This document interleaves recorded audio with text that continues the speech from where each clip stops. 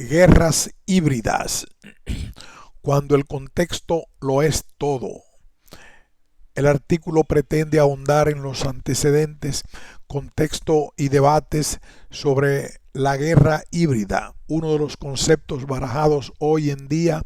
para definir los conflictos del siglo XXI y que está recibiendo una gran atención a pesar de las controversias que genera entre los expertos.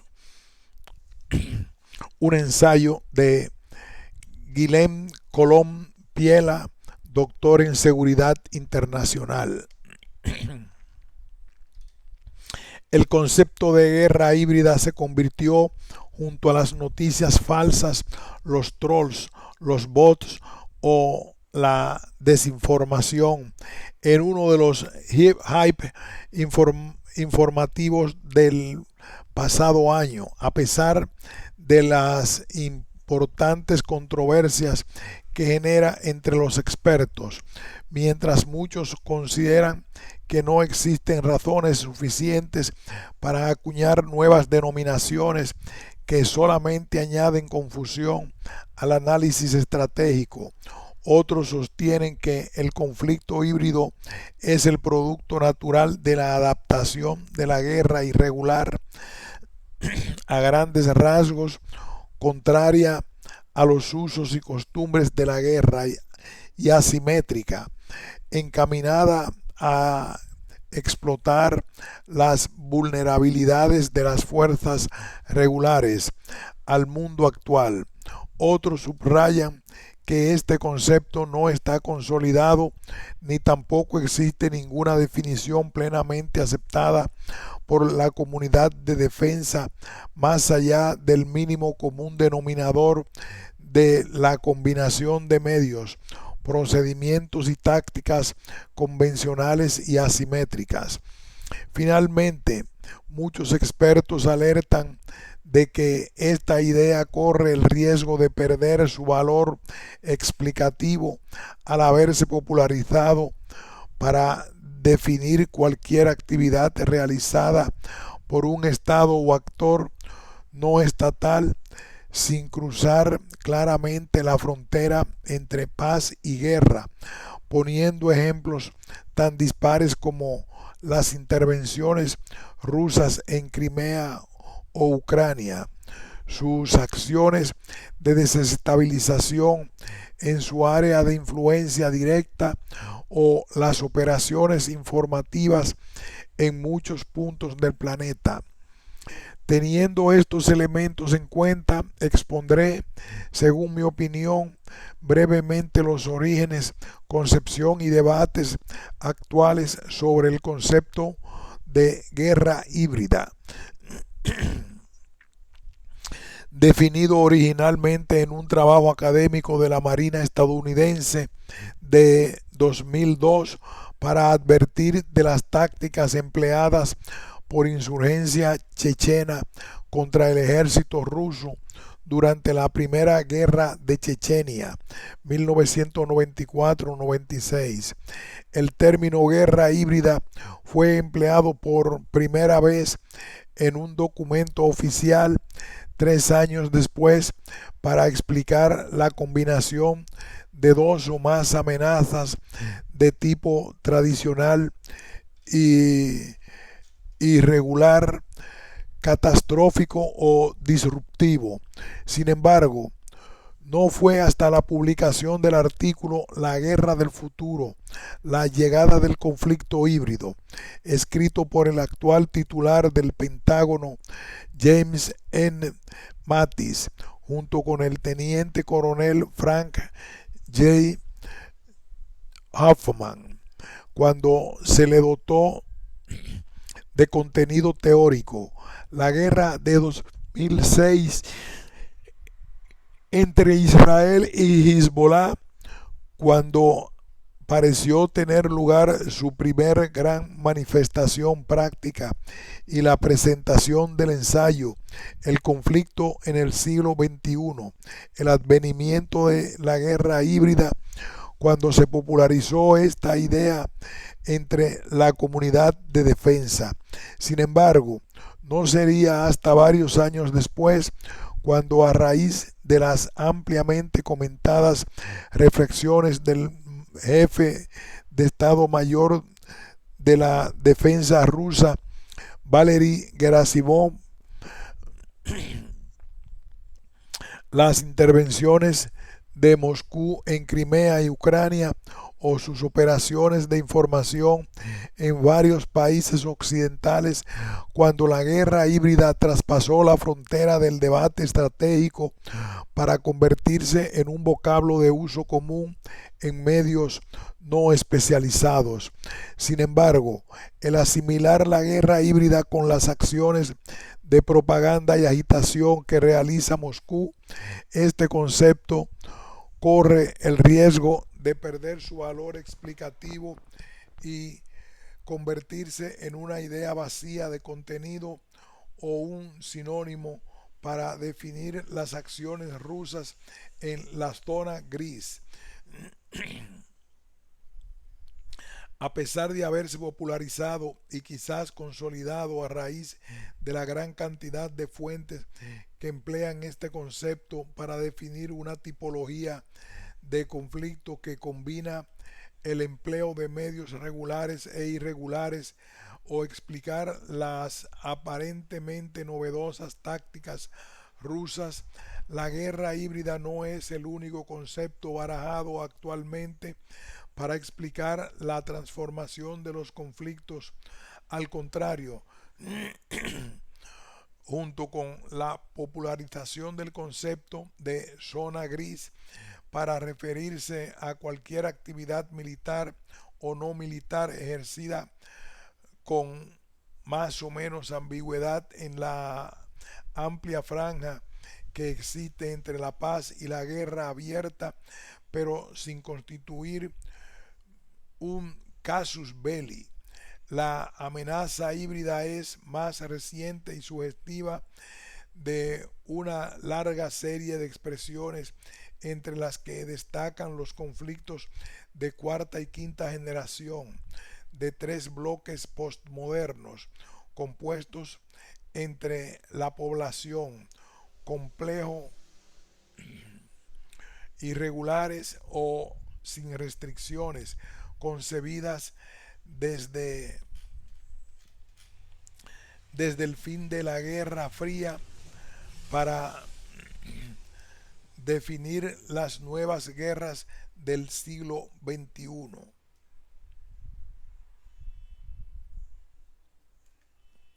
Estos conflictos, calificados como característicos del mundo globalizado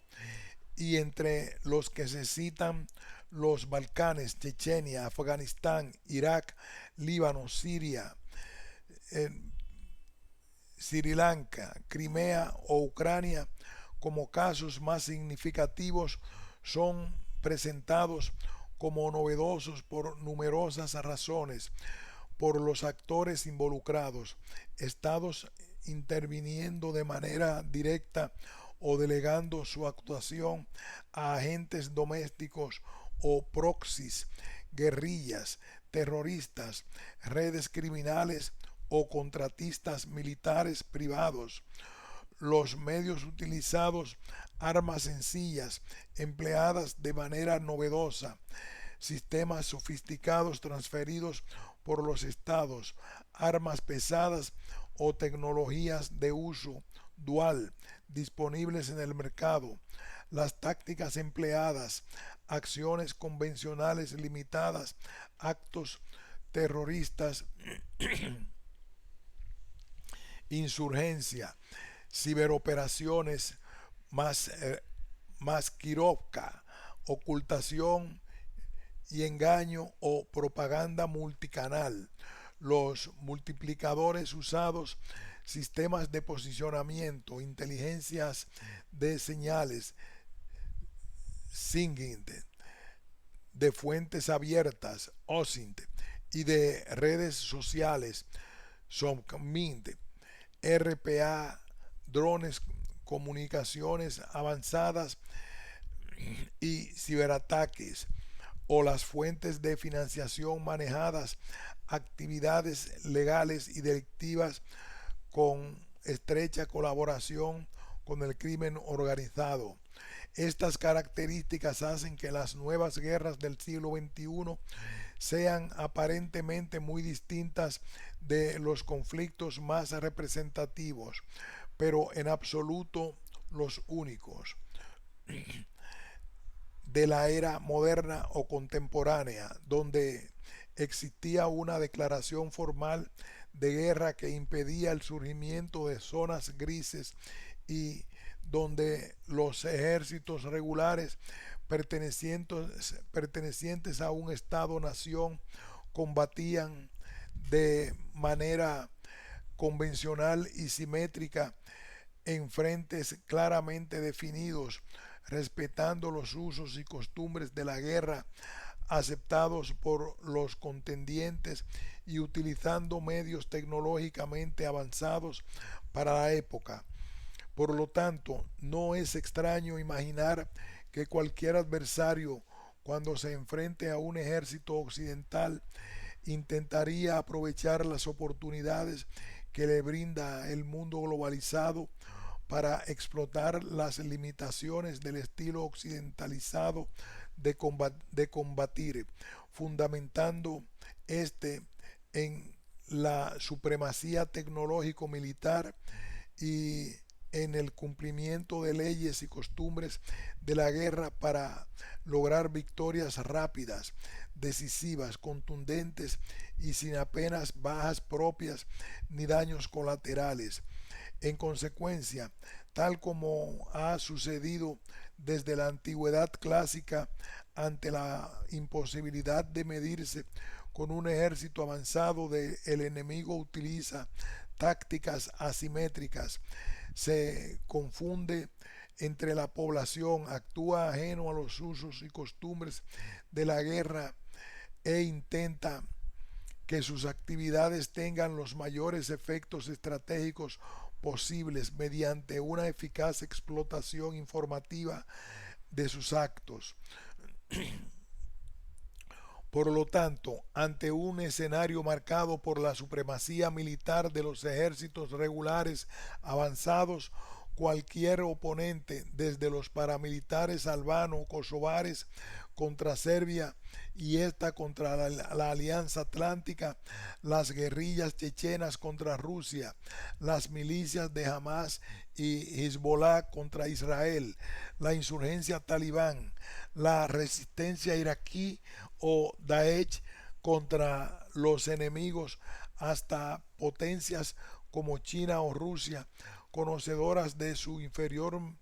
inferioridad militar convencional respecto a Estados Unidos o la Alianza Atlántica, se ve obligado a adaptarse y plantear respuestas que mitiguen esta superioridad y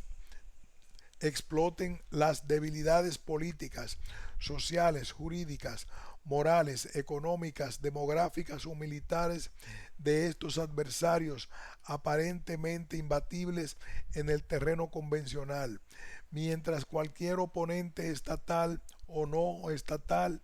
parece hacer gala de un realismo extremo y sabe aprovechar sus fortalezas y minimizar sus debilidades. Las sociedades occidentales han abrazado los valores postmodernos y postmaterialistas. Estos impiden ver el mundo como algo complejo y peligroso, donde el poder, el interés y la ambición pueden provocar choques violentos y donde las controversias internacionales pueden resolverse pacíficamente con arreglo al derecho internacional. Es por esta razón que nuestras sociedades, especialmente las europeas occidentales,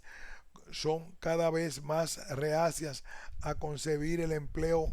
de la fuerza o la amenaza de recurrir a ella como herramienta de política exterior para defender los intereses o la soberanía nacional.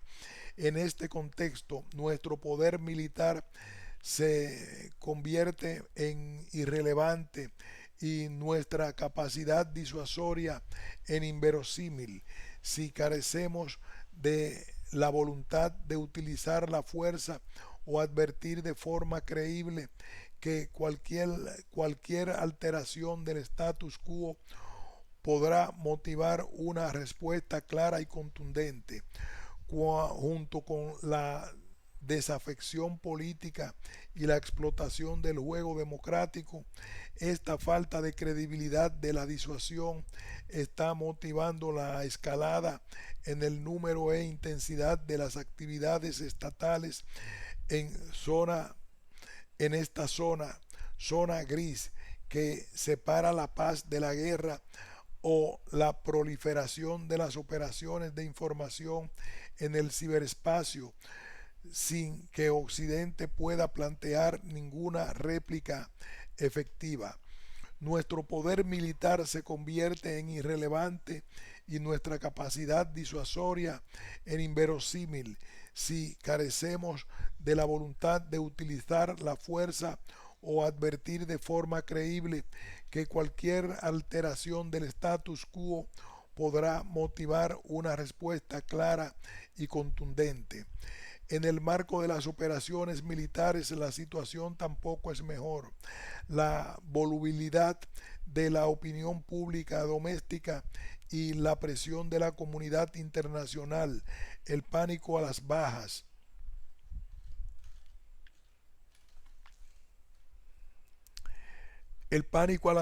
propias y el temor a los daños colaterales, el sometimiento a unos usos y costumbres de la guerra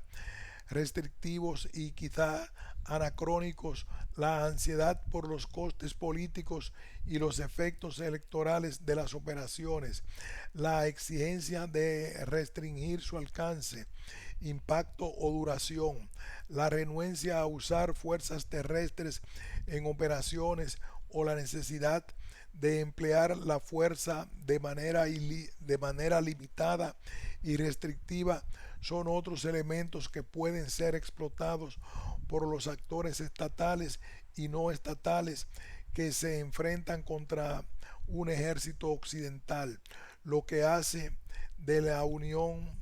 de todos estos factores la base para la construcción del concepto de guerra híbrida, considerado como un tipo de guerra el estilo de lucha característico de la era de la información que, fundamentado en las posibilidades que brinda la globalización y el libre acceso a las tecnologías avanzadas, se distingue por la combinación en todos los ámbitos y fases de la operación de acciones convencionales e irregulares mezcladas estas últimas con actos terroristas, propaganda y conexiones con el crimen organizado. La guerra híbrida se caracteriza por la integración en tiempo y espacio de procedimientos convencionales con tácticas propias de la guerra irregular, desde propaganda, agitación, subversión, guerra de guerrillas e insurgencia, hasta actividades de guerra informática, guerra legal o ciberoperaciones, mezcladas estas últimas con actos terroristas y conexiones con el crimen organizado para financiación, obtención de apoyos y asistencia. En consecuencia, tal y como hemos podido observar recientemente en Oriente Medio o Ucrania, la tipología, el estatuto legal o la organización del combatiente podrían tratarse de factores secundarios a la hora de caracterizar la amenaza híbrida, puesto que aquello realmente representativo es su habilidad para emplear simultánea y eficazmente procedimientos y tácticas convencionales, irregulares y terroristas. A este rasgo distintivo se le suman otras características que podríamos calificar de secundarias, como son el empleo de armamento y material tecnológicamente avanzado, procedente tanto de los arsenales militares de un país y operado por un ejército o un actor no estatal, como obtenido en el mercado civil, RPA, drones, armas de precisión, medios de inteligencia, comunicaciones avanzadas o cibercapacidades,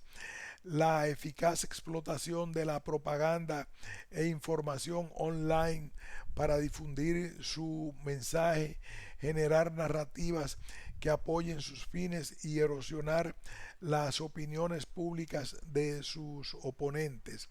La organización interna flexible, adaptable y articulada en red.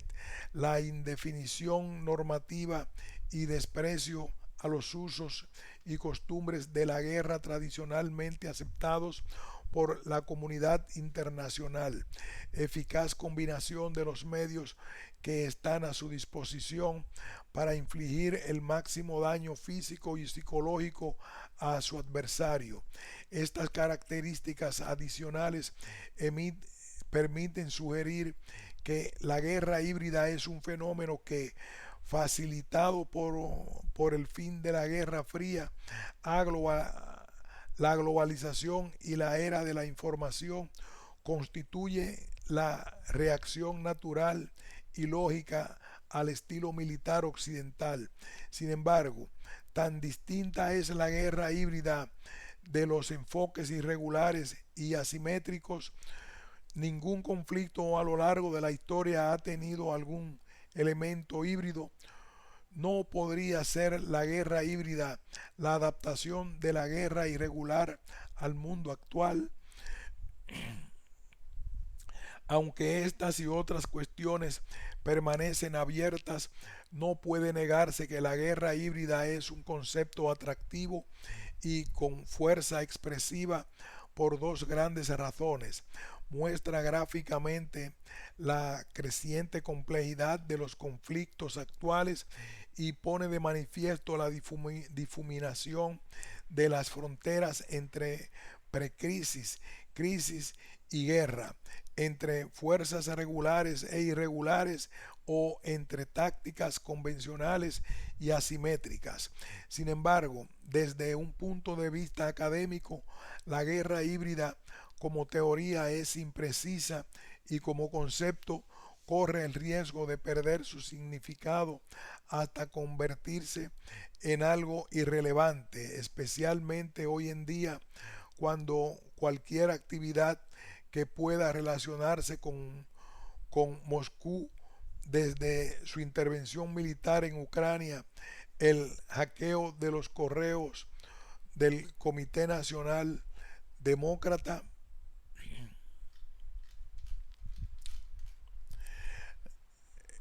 de los correos del Comité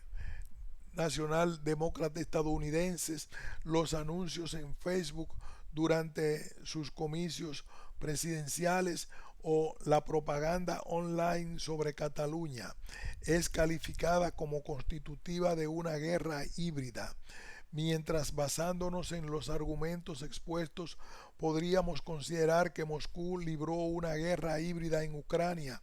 aunque siempre teniendo en cuenta que las referencias rusas al concepto son interpretaciones de los debates occidentales y las publicitadas reflexiones de los generales Makarov y Gerasimov no constituyen ninguna doctrina, sino que enlazan con la tradición operativa soviética rusa.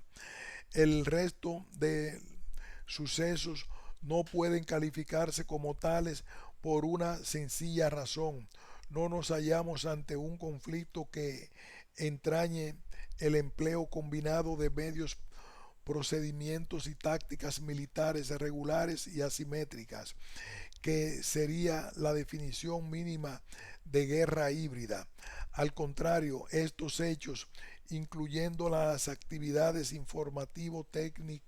técnicas e informativo-psicológicas que se han producido en el ciberespacio ucraniano, deberán ser calificados como operaciones de información que, herederas de las tradiciones tácticas de desestabilización y agitación soviéticas, pueden realizarse en tiempo de paz, precrisis, crisis y guerra en los niveles estratégico, operacional o táctico. Además, si tenemos en cuenta que muchos tratadistas militares rusos sugieren la difuminación de la frontera entre paz y guerra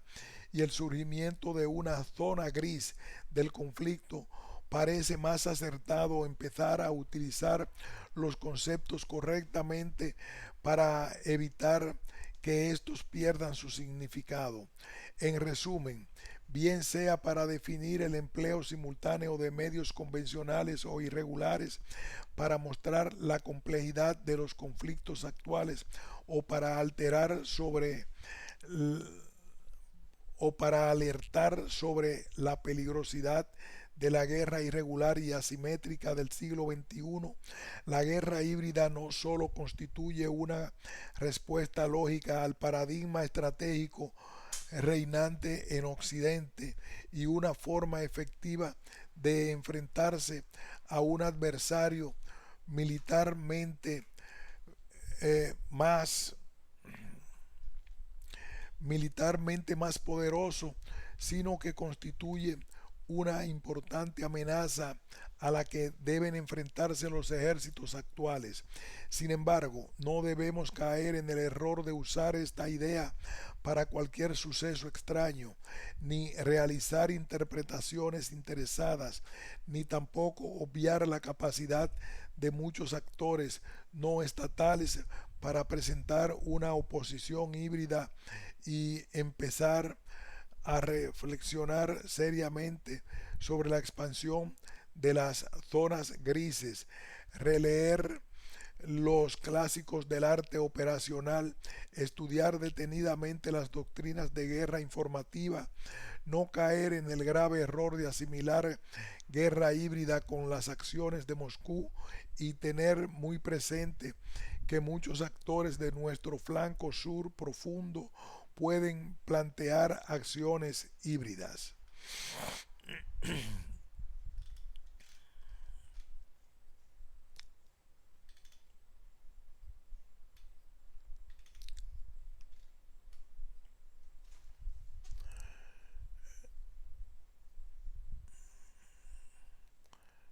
Fin de este ensayo.